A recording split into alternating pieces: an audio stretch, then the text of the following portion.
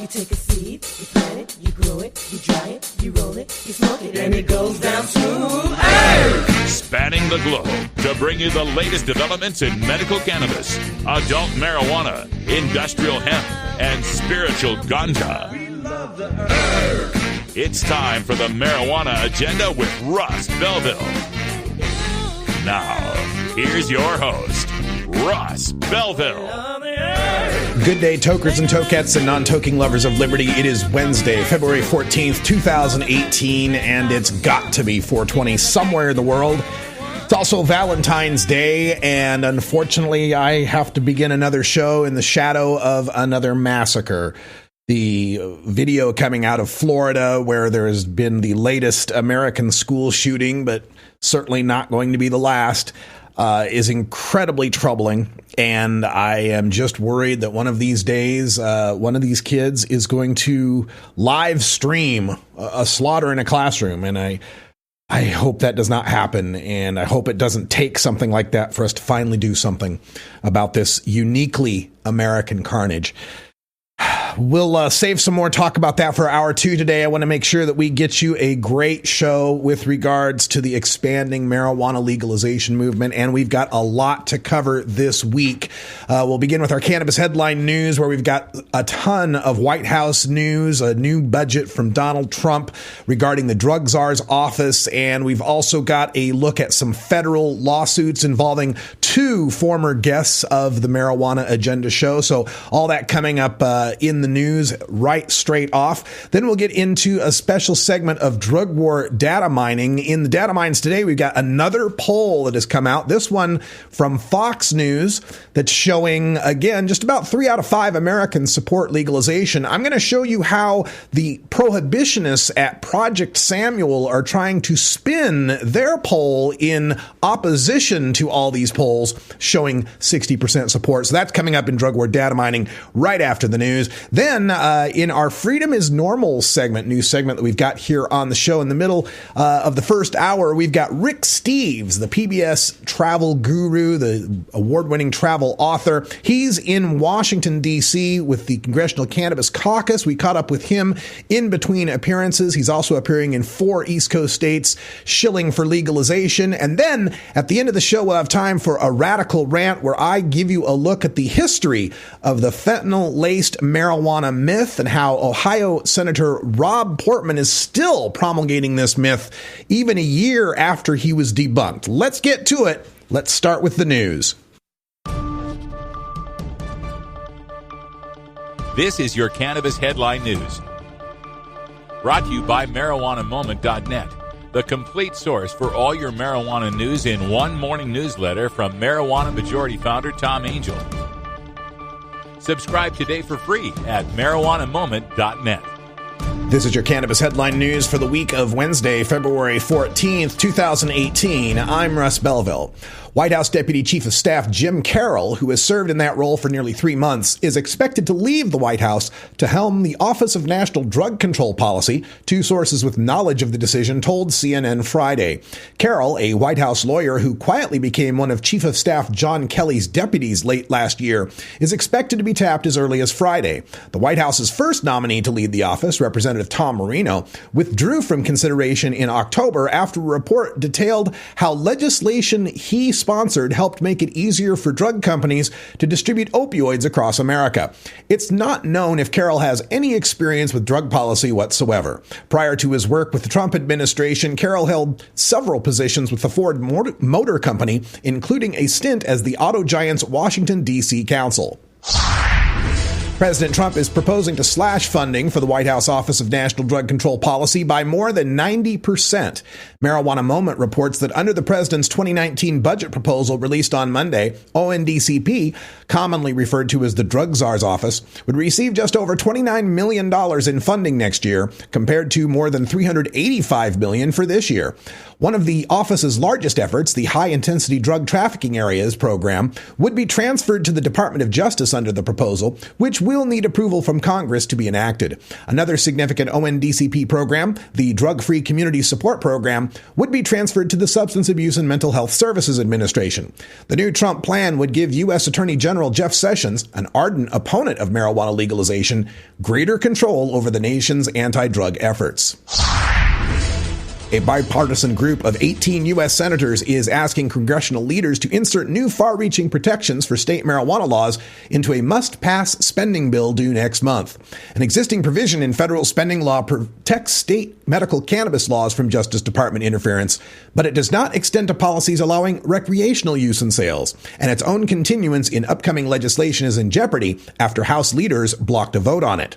A current temporary spending bill and its policy riders, like the medical marijuana protections, is set to expire on March 23rd. Last month, U.S. Attorney General Jeff Sessions rescinded Obama-era guidance that has generally allowed states to implement their own marijuana laws without federal intervention. According to Marijuana Moment, the bipartisan group wants congressional leadership to join them in creating new, precise language that will preserve state laws regarding marijuana regulation until they can establish a longer-term framework. Today, a former NFL football player and a 12-year-old girl will be heard in federal court as they challenge marijuana's Schedule I classification. Former New York Jet Marvin Washington and Alexis Bortel, a Texas girl who has successfully treated her epilepsy with cannabis oil for over 3 years, are among the plaintiffs in a federal lawsuit who allege that the government's claim of no medicinal value in cannabis is untenable when now 46 states recognize some form of medical marijuana. And on Thursday, a panel of judges from the U.S. Court of Appeals for the Ninth Circuit will convene in San Francisco to hear a separate case to rescind a policy that treats cannabidiol as a Schedule I drug, even when it is derived from legal hemp.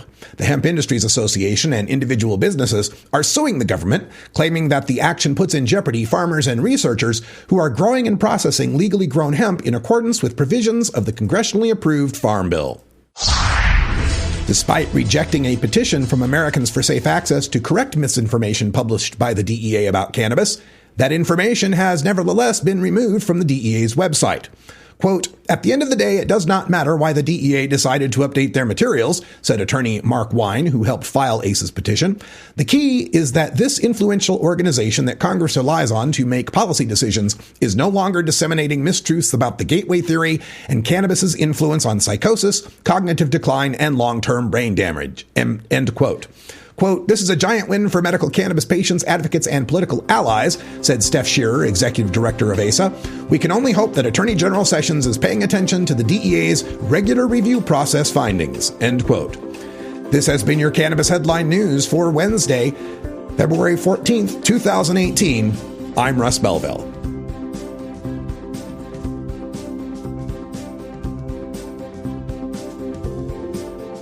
You're listening to the Marijuana Agenda with Russ Belville.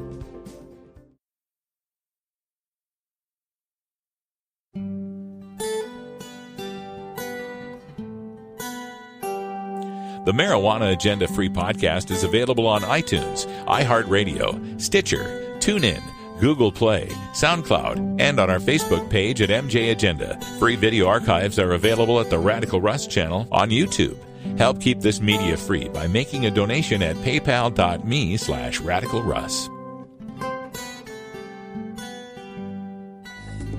You're listening to the Marijuana Agenda with Russ Belville.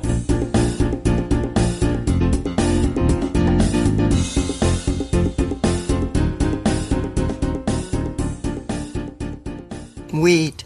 Pot. Edibles. Trees. Dabs. Loud. It helps my anxiety. My cramps. My appetite. It allows me to slow my thought process. It helps me feel balanced. It gets me going. It helps me feel normal. More social. I just like it. It's fun. It smells good. Okay, I love it. But I don't drive. I don't drive. I don't drive. I never drive high. No matter why. It's still a DUI. DUI doesn't just mean booze. Looking for the 420 friendliest way to visit beautiful legal Potland, Oregon? I'm Lori Duckworth, inviting you to come stay with us at Delta 9 House and Studios. You get your own private room with queen bed and access to our high-speed Wi-Fi, premium entertainment system, and more. We'll even cook you breakfast. Look us up on Facebook at Delta 9 House. That's facebook.com/Delta9House. Delta 9 House is booked through Airbnb.com. City of Portland permit number 17-159855.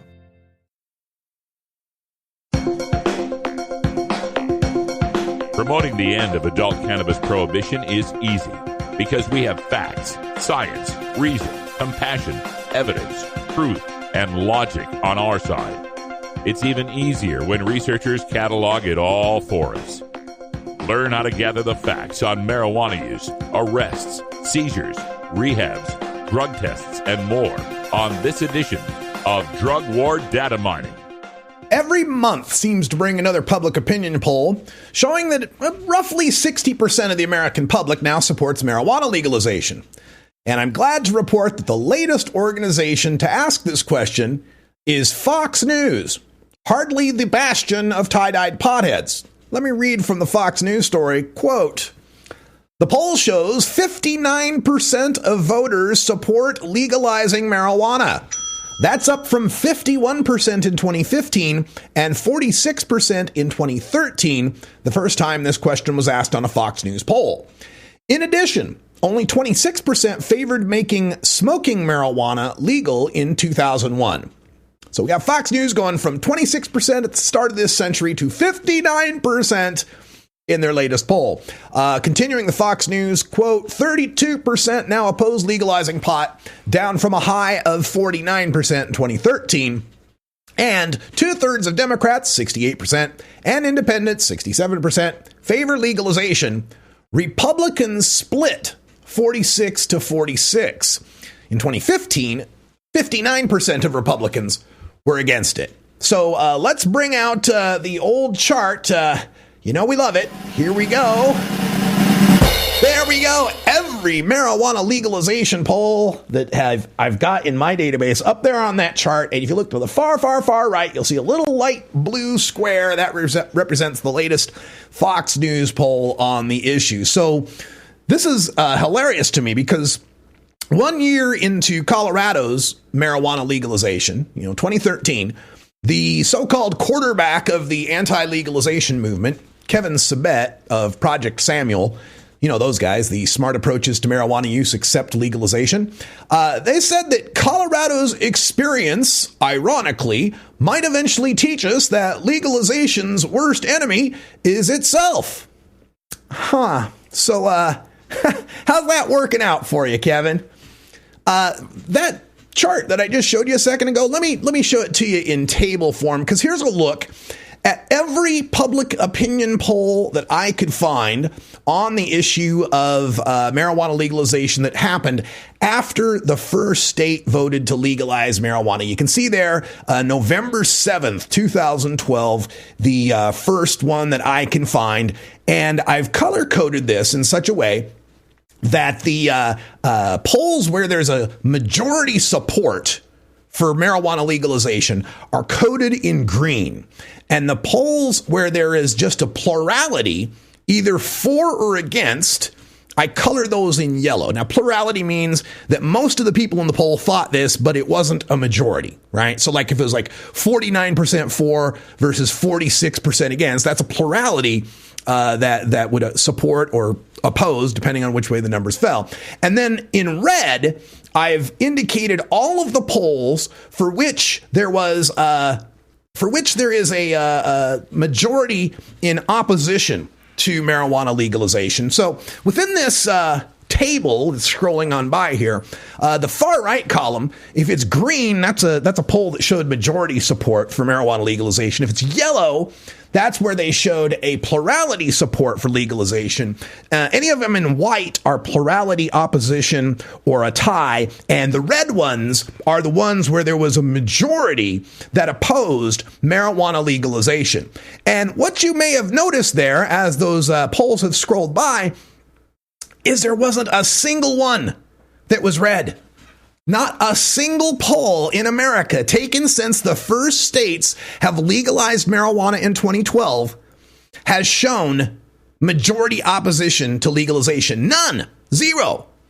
In fact, just 5 of the polls, 5 out of 47 since November 6, 2012, have shown plurality opposition to marijuana legalization. Here's a look at that chart. This is all of the polls from the date of the first legalization on to today. And of course, the Fox News one, you can see the little blue square on the far right. All of them all of them are showing either majority support for legalization. Only 5 showed plurality opposition, 5 out of 47. The latest poll to indicate opposition to marijuana legalization, and that would be, plurality opposition, not a majority, was taken in August of 2014. The support for marijuana legalization has been trending up steadily since 1989, and since August 2014 was the last time a poll showed any sort of plurality opposition to legalization, that means since Oregon, Alaska, and D.C. joined Colorado and Washington in legalizing marijuana, every poll has supported marijuana legalization. Every single poll has been a majority support for marijuana legalization. Now, in response to this, in response to the quarterback of the anti-legalization movement going 5-42 in his 6 seasons, Kevin Sabet has lately been moving the goalposts.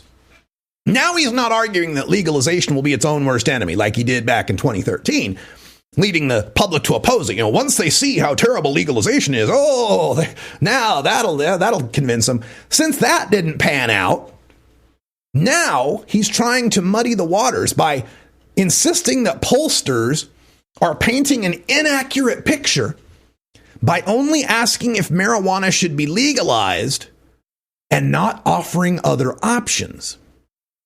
So here's an example.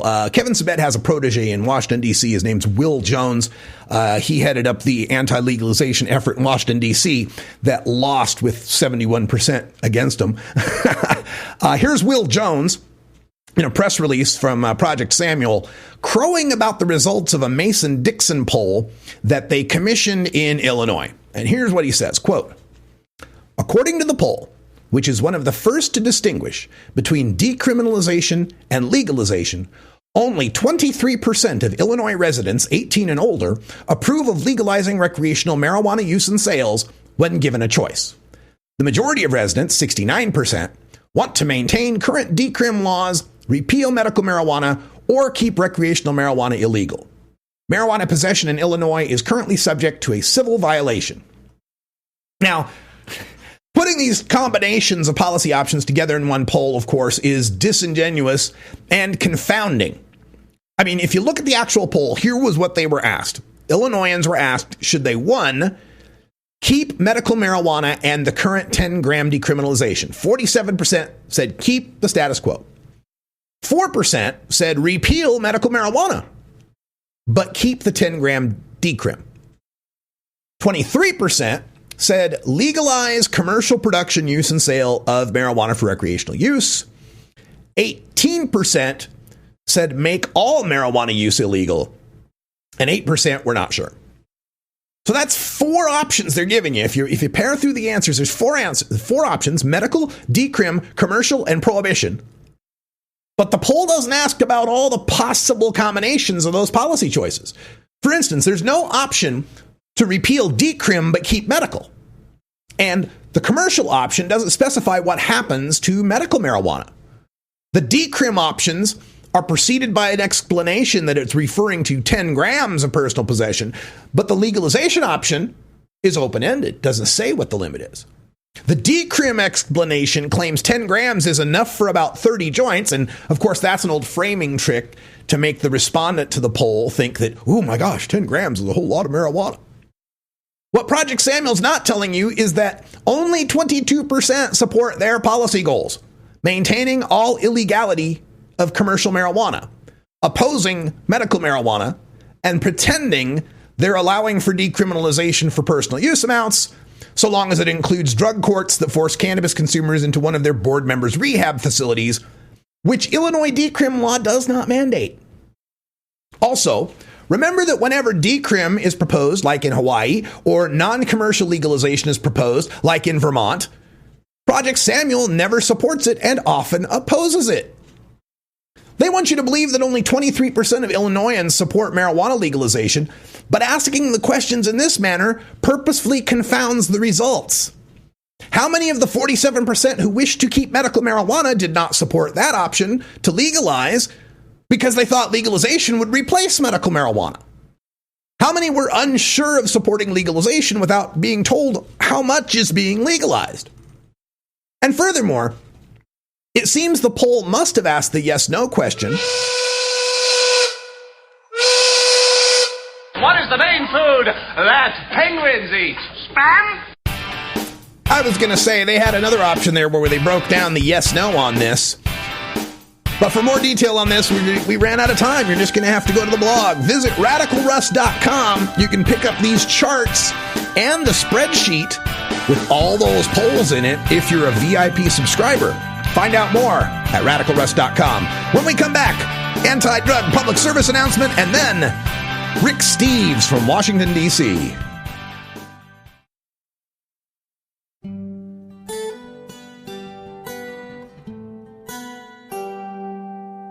The Marijuana Agenda is a listener-supported independent podcast brought to you by Radical Russ Media, LLC.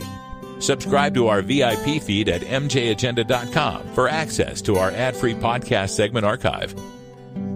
Make a one-time donation to support the Marijuana Agenda at paypal.me/radicalruss. The Marijuana Agenda with Russ Belville. This whole country needs to not be so lackadaisical about drugs. They say much of the addiction starts with marijuana. Whatever you're smoking, it's not marijuana. If you work in the cannabis industry, consume marijuana, or just support freedom, you need to know about breaking policy news that affects you. Marijuana Moment is the daily newsletter that helps you stay on top of all the latest and most important state, federal, and international cannabis developments. Brought to you by longtime legalization activist Tom Angel, Marijuana Moment puts a concise yet comprehensive overview of cannabis news in your inbox early every weekday morning. Wake up to Marijuana Moment and rest assured you'll be ready for the cannabis news that's driving the day. Subscribe now at marijuanamoment.net.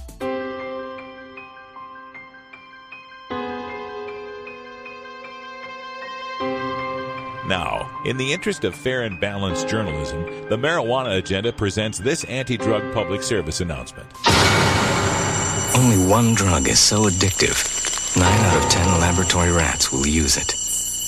And use it. And use it. Until dead.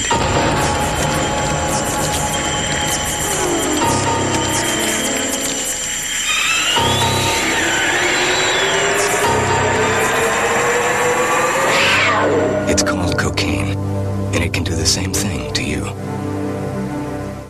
This has been an actual anti-drug public service announcement. To combat this and other drug war hysteria, listen to the Marijuana Agenda every weekday at 3 p.m. Pacific at live.mjagenda.com or download the free podcast at mjagenda.com. Hey everybody, it's Russ Belville from the Marijuana Agenda, inviting you to be like me and get your ink done at Lucky Horseshoe Tattoo, Fort Worth's most female-friendly, clean, sterile, awesome tattoo shop. Thomas and his crew are true artists who can design you a custom piece or use a design you bring in. Lucky Horseshoe also offers all styles of tattooing as well as piercings and all-around fun. In the DFW area, stop by Lucky Horseshoe Tattoo and tell them Radical Russ sent you. Trust me, it'll feel awesome.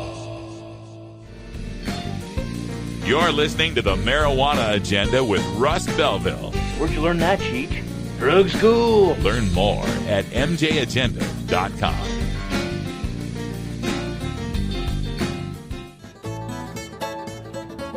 New beginner guitars and banjos are often constructed much better than ones built before your time. Why struggle? Get a new instrument or fix the old one. The trusted professionals at the Fingerboard Extension will evaluate your instrument for free. Repairs are priced for people who work for a living.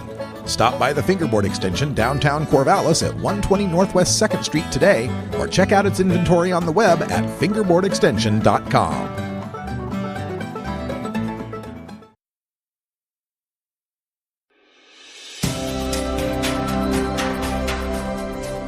The National Organization for the Reform of Marijuana Laws, or NORML, is the nation's oldest drug law reform lobby. With chapters all across the United States and around the world, the local activists with NORML are on the front lines of the battle to end adult marijuana prohibition. Learn more now about the latest in marijuana activism in this edition of Freedom is Normal.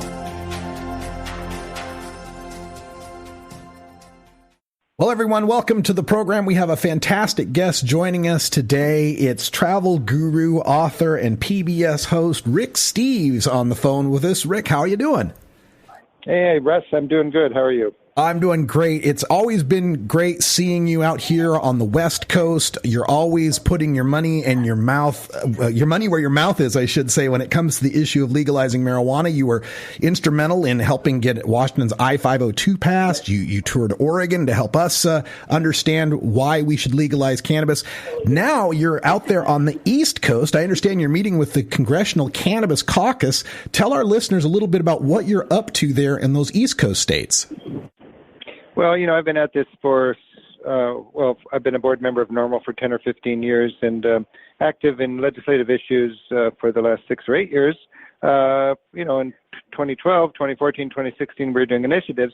Now we've pretty much exhausted the progressive initiative states and we're going into the state houses. So I'm working with NORML and with Marijuana Policy Project here to go to the states on the East Coast that are likely to pass legalize, tax, and regulate bills in their state houses, and meeting with legislators just to share with them the experience we've had in Washington and in Oregon.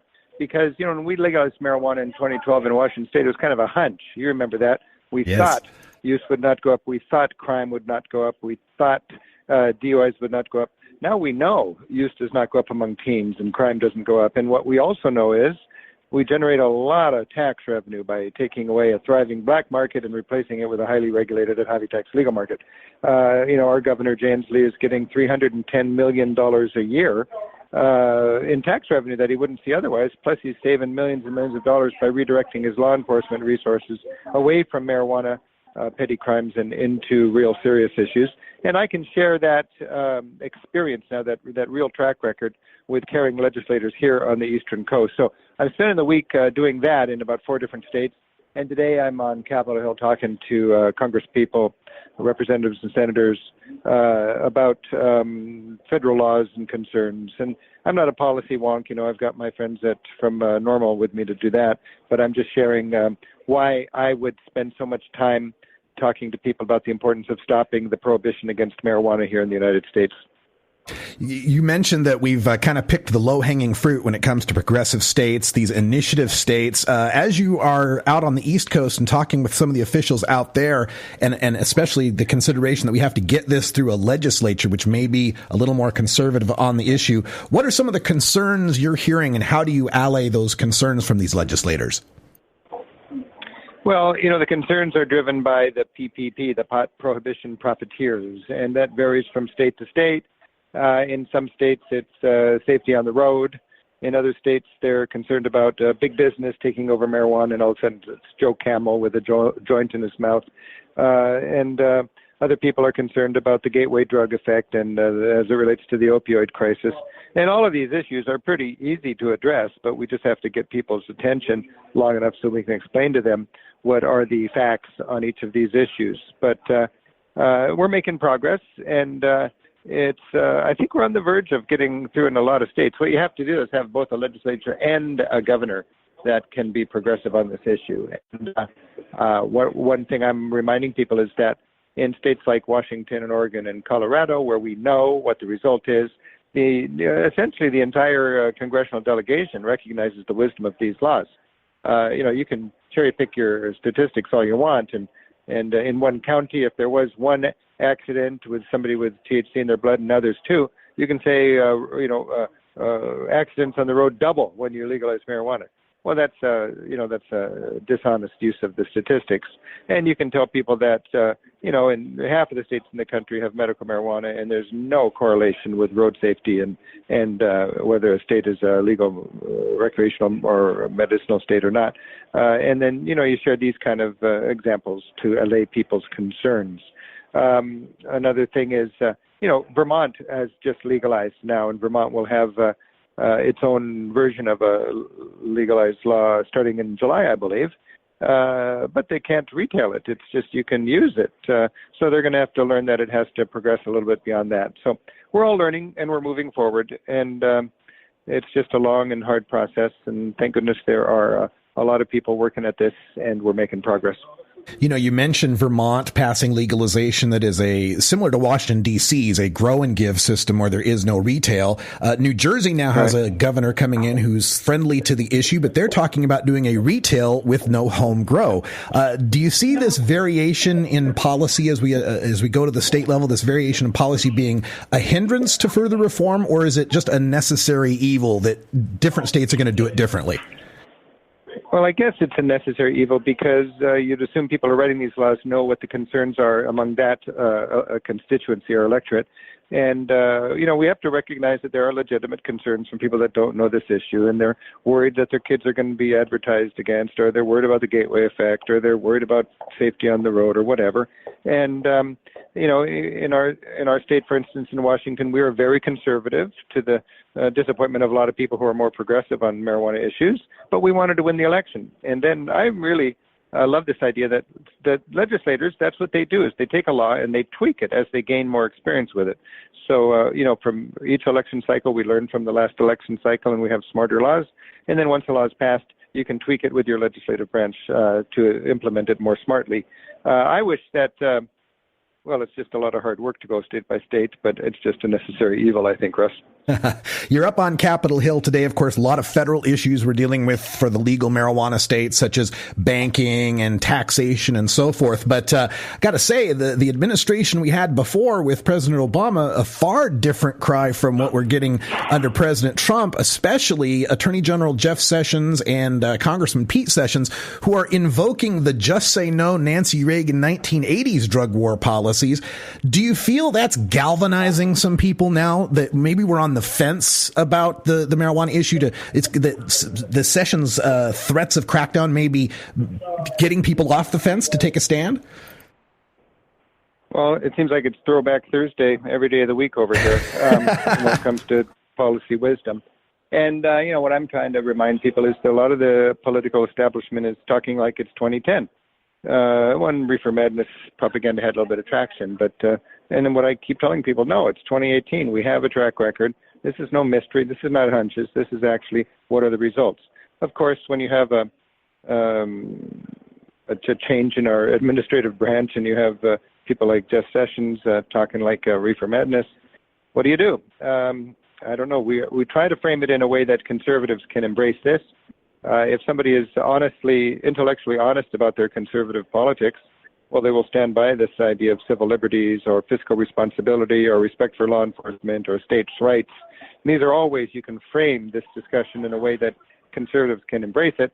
But a lot of the ideologues that are calling the shots in our government right now are not intellectually consistent or honest about their policies. They just want to keep locking up pot smokers. You could tell them it's a race issue. They're not arresting rich white guys. They're arresting poor people and black people. But that, when truth be told, that may not resonate with them because they don't really care about race issues. Then you try fiscal responsibility, and you tell them in Washington State we got $300 million of tax revenue a year. Not because we're smoking more pot, but because we've taken a black market and turned it into a highly regulated legal market. Maybe that resonates with them. I don't know, but we just try to keep knocking on the door and talking common sense, and slowly, I think there's a rising tide of awareness here, and the truth will prevail. I know you have to get to the next session with the Congressional Cannabis Caucus and the folks up there on Capitol Hill. Before we let you go, Rick, of course, people know you from Rick Steves Europe, your travel guides. You're well known for European travel. Is there any change in how Europeans are looking at this issue now that the United States is moving forward with so many states legalizing, especially California? I know they've always been fairly progressive on the issue. Have they gotten more so? Or is there any reactionary forces like what we saw with Jeff Sessions? Is any of that going on in Europe?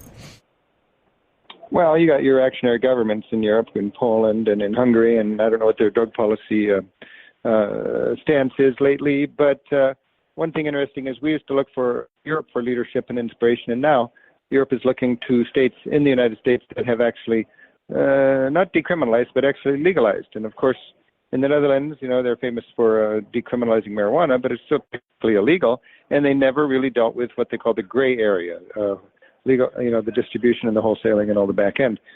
In Washington, Colorado, Oregon, and now California and the other states, we are figuring out the gray area, the back end, and no political entity has ever done that. And this is making this kind of drug policy reform possible. So Europe is flying over our public servants who are dealing with this so we can teach them what we're learning.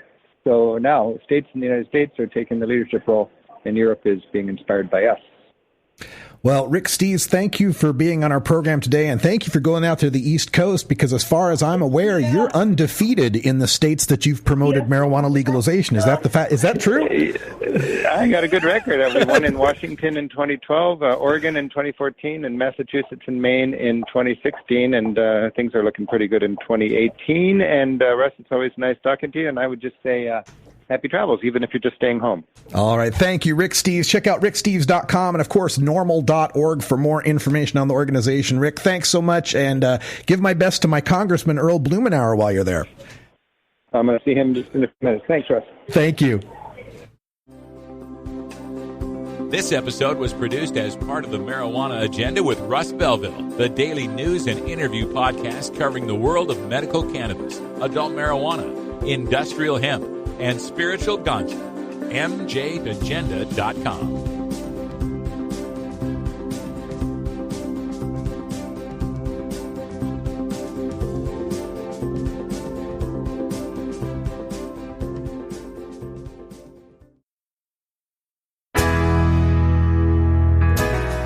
Health Cannabinoid, your ACMPR experts. Consultation services for medical cannabis.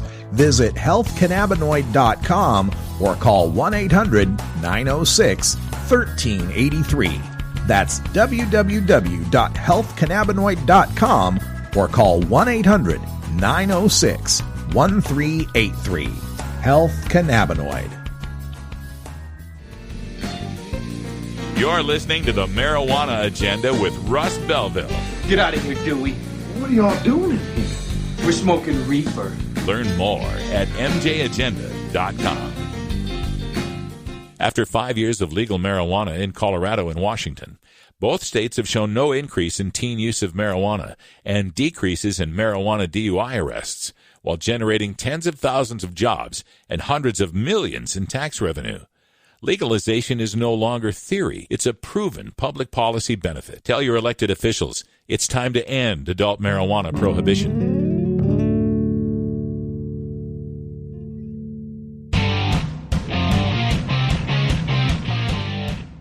The Marijuana Agenda with Russ Belville is brought to you by Cannabis Kamikaze, a professional licensed producer from Canada producing 3 pounds per light. Follow Cannabis Kamikaze on Twitter at Cannabis Kamikaze. That's at Cannabis, Kamikaze. Cannabis Kamikaze.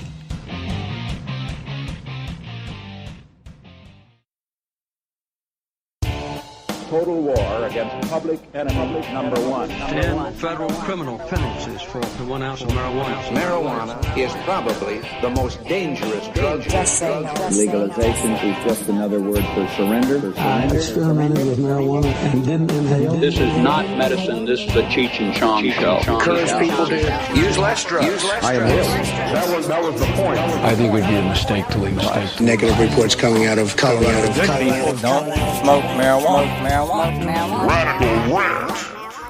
As the opioid overdose crisis ravages America, drug warriors are eager to tie that carnage to the increasing acceptance of legalized marijuana, usually by invoking the long-debunked gateway drug theory. The DEA said that a huge percentage of the heroin addiction starts with prescriptions. That may be an exaggerated number. They had it as high as 80%. We think a lot of this is starting with marijuana and other drugs, too. But some people, including Ohio's Senator Rob Portman, take a more direct approach and claim that the deadly addictive opioids can be found in marijuana, as he said last week on the Senate floor. With regard to fentanyl, very little bit, a few flakes of it can kill you. It's incredibly powerful. It's considered to be 50 times more powerful than heroin. It's cheap, it's easily accessible, and it can be spread to other drugs, which is increasingly happening. We're told by law enforcement it's being used now with cocaine, even in some cases marijuana. Certainly it's being packaged into pills that makes it look like a prescription drug when it's really fentanyl-laced. Now, this isn't the first time that Senator Portman has made the fentanyl-laced marijuana claim. Back in March of 2017, Portman was making the same claim that cops were telling him that fentanyl-laced marijuana is a thing. What's driving the growth of this epidemic is the increasing use of fentanyl. Drug traffickers are lacing other drugs with it. I was told by the DART task force in Toledo that they're actually sprinkling fentanyl on marijuana now. And people are showing up in the emergency room and overdosing on marijuana because it's sprinkled with fentanyl.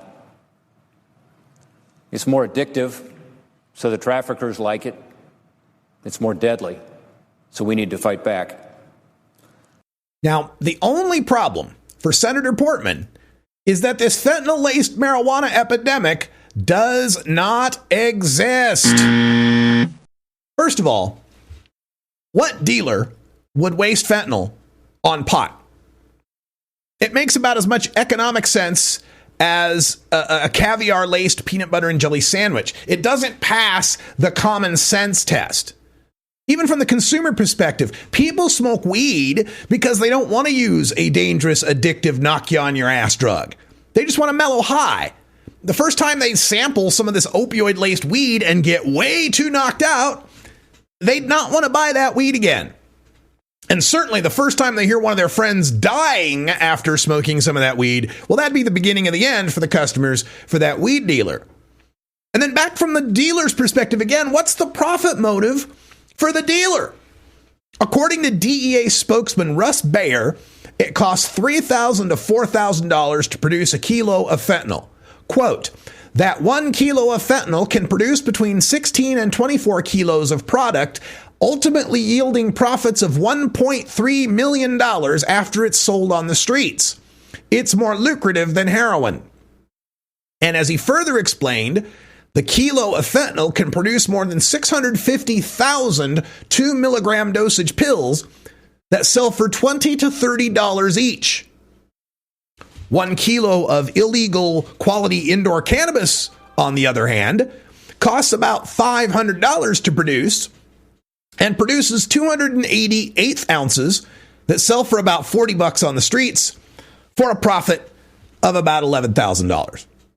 So, why is the dealer going to throw away $20 to $30 of almost pure profit into a bag of weed that already has a low profit margin? Why is he going to abandon a potential $1.3 million payday to build a customer demand for an $11,000 payday? Rob Portman's got no excuse for this, even the first time he said it back in March of 2017, because it was exactly 1 year ago yesterday that this Ohio urban legend was debunked, just 4 days after it had been concocted. Let's go to the history here. On February 9th, 2017, Cleveland.com reported that, quote, 3 people overdosed within a 12-hour period after smoking marijuana laced with an unknown opiate, the Paynesville Township Fire Department said, end quote. On February 13th, 4 days later, the paper had to issue a correction after the fire department posted on Facebook that, quote, lab tests confirmed that the marijuana seized during 3 separate overdose investigations was not laced with an opiate such as heroin or fentanyl, end quote. Now, that should have been the end of it, except for Senator Portman reviving that myth a couple weeks later on the floor of the Senate. Now, Senator Portman claims that he heard it from the Toledo cops, the DART task force, right? But when Tom Angel followed up on that lead, Lieutenant Bobby Cromick, no, not Cronick, Cromick, Lieutenant Bobby Cromick of the Lucas County DART told him, quote, I personally have not heard of marijuana being laced with fentanyl in the county.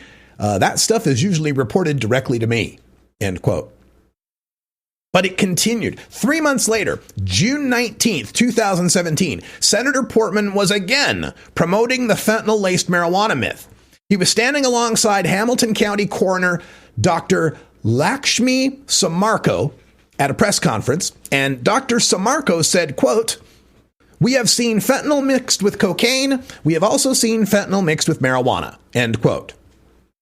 But when asked at the press conference for a count of how many such cases she's dealt with as the coroner, she could not specify. And when she was contacted later by Vice, Samarco said that her quote had been unfortunately misrepresented and that her office hasn't seen any fentanyl-laced weed at all. According to Vice, she was just reporting what Senator Portman had told her. As Jonathan Swift once observed, falsehood flies and the truth comes limping after it.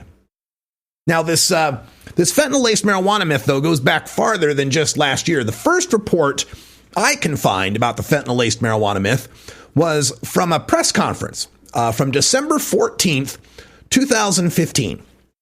And this was up in Canada, Vancouver, BC. The province reported that, quote, Vancouver Police Constable Sandra Glendinning said they are now finding fentanyl turning up in batches of seized marijuana. Glendinning could not say if any fatal deaths in Vancouver were due to pot laced with fentanyl, but she insisted that absolutely police are seeing fentanyl in marijuana. End quote. December 2015.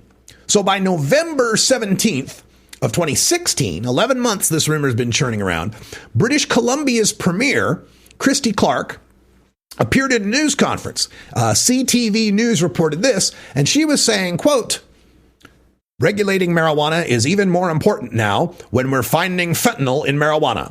Vancouver police did a major seizure, end quote. And of course, she's referring back to the 2015 statements from Glendinning. So CBC News followed up on this year's worth of fentanyl-laced marijuana rumors between December 2015 and November 2016. And they found, quote, Vancouver Police Constable Brian Montague, November 18th, 2016, quote, I can't speak for other police departments, and I can't say that fentanyl has not, is not, or couldn't be placed in marijuana. But I can tell you that the Vancouver Police Department has not seized marijuana that has been tested and shown to be laced with fentanyl, end quote. November 2016. Also, November 2016, BC Coroner's Service spokesperson Barb McClintock, quote, we cannot confirm any deaths that fit this pattern and aren't aware of any, end quote. And BC Ministry of Health spokesperson Lori Cascaden, quote, there is no official confirmation of any cases to date, end quote. But nevertheless, the rumor persists, the myth persists. And part of the reason behind this, there's two good reasons behind it. Number one, fatally flawed field testing. And number two, fibs to first responders. Here's another example. In September 22nd, 2017, this last September, the fentanyl-laced marijuana myth surfaced again in the Pacific Northwest. The Peninsula Daily News in Washington State reported that, quote, the Makah Tribal Police Department is warning the public that officers believe they found fentanyl-laced marijuana during a recent arrest, end quote. Well, just like that Ohio story in February, a correction came soon after, just 9 days later on October 1st, 2017. The paper reported, quote, seized marijuana that was suspected of being laced with fentanyl did not contain the powerful synthetic opioid. The report went on to note that the DEA's Seattle Field Division, which covers the entire Pacific Northwest, including Alaska, has not seized any fentanyl-laced marijuana. Now, in the case of the Makah Tribal Police Department, this initial false report came from officers that were performing the same kind of those flawed drug field tests, you know, put it in the bag and shake it field tests. We've reported on those before, the same kind of test where they tested the glaze off a Krispy Kreme donut and it tested positive for methamphetamine. That kind of test. So yeah, some of these cops are doing the field test and the field test is having it come up for fentanyl and then they take it to a real lab and what do you know? It's not fentanyl. And the myth also gains traction because what do you know? Sometimes overdose victims lie. Claiming that you've only smoked some marijuana is really just like a slap on the wrist crime in many jurisdictions like British Columbia or Washington State.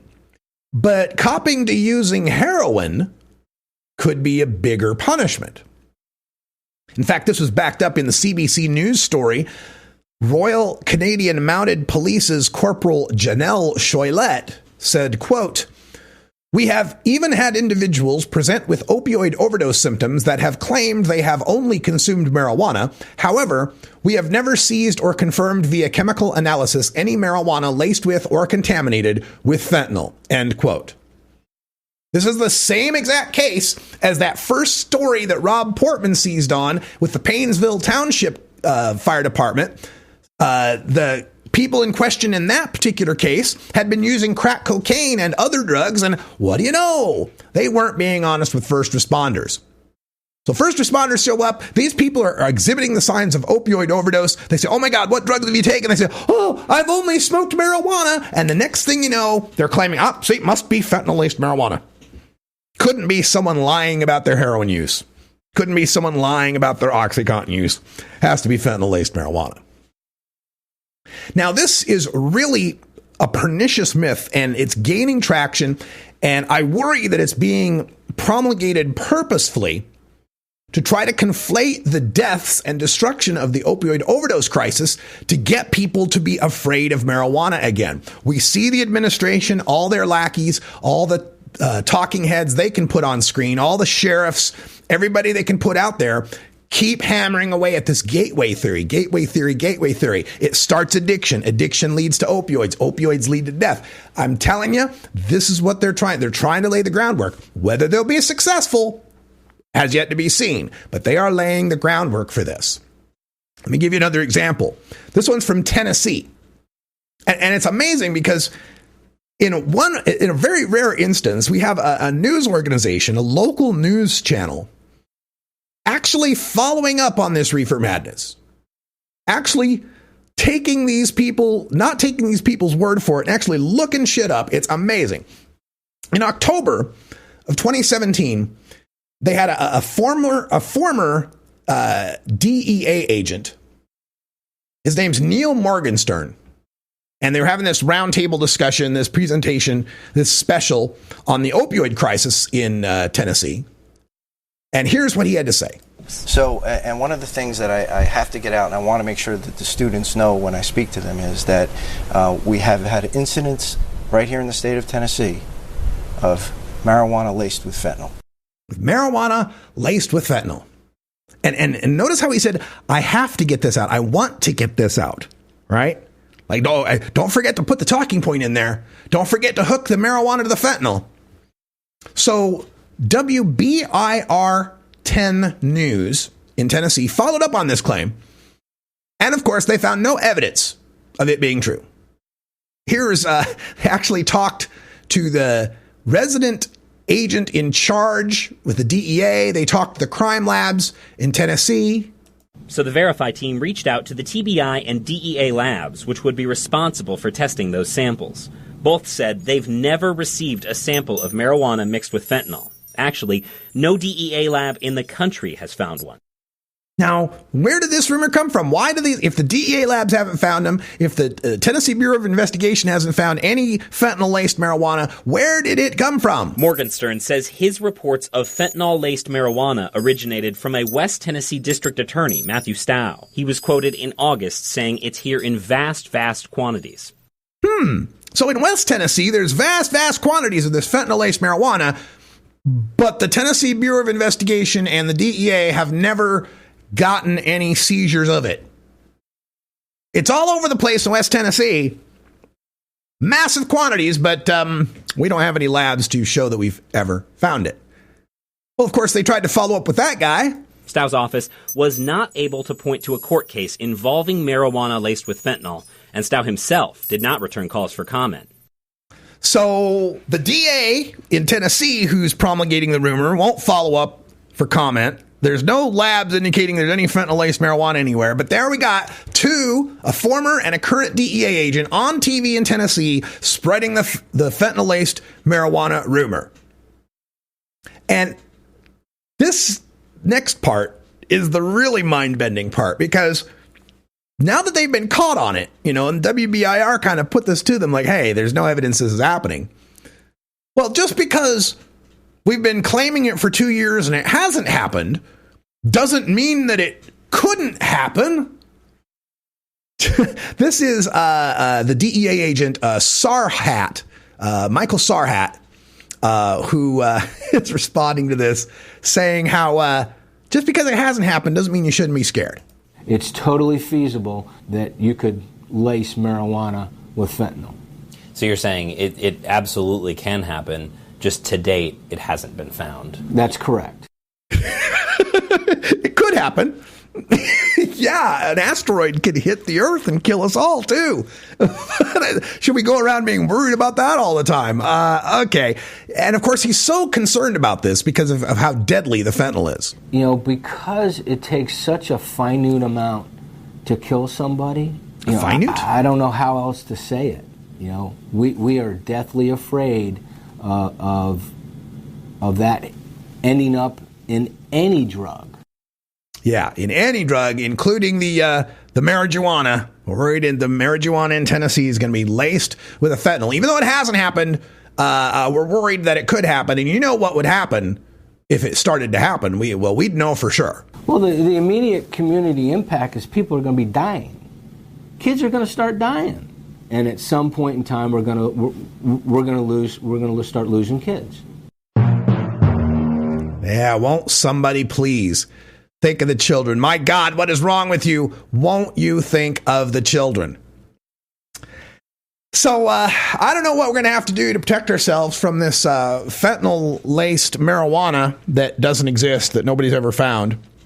The idea that some dealer is going to take synthetic opioids and add them to the marijuana, it makes about as much sense as we're going to take a bunch of Chiba Chews and put them in the Halloween candy, right?